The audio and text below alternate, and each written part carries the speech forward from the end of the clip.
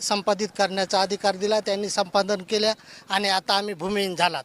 एकमेव उपजीविकेचं साधन आमचं राखेचा बंधारा होता।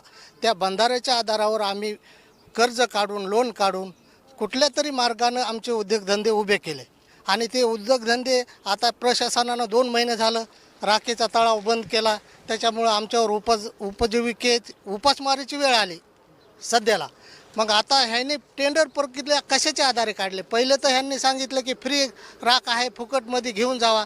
मग हे आताच ह्यांना विक्री प्रक्रिया कशाच्या आधारे काढायलेत? आमचं एकच म्हणणं आहे शासनाला की आमच्या गावाला प्रदूषणचा विळखा आहे, आम्ही भूमिहीन आहेत आणि कर्जबाजारी आहेत। आमच्या गावाला 100% ह्यांनी राख उचलण्याचं टेंडर आम्हाला द्यावं। 75 रुपये पर टनाप्रमाणे आमचं गाव पूर्ण ह्या राखेची विल्हेवाट उचलण्यासाठी तयार आहे। आम्ही प्रशासनाला बार विनंती करून अर्ज देऊन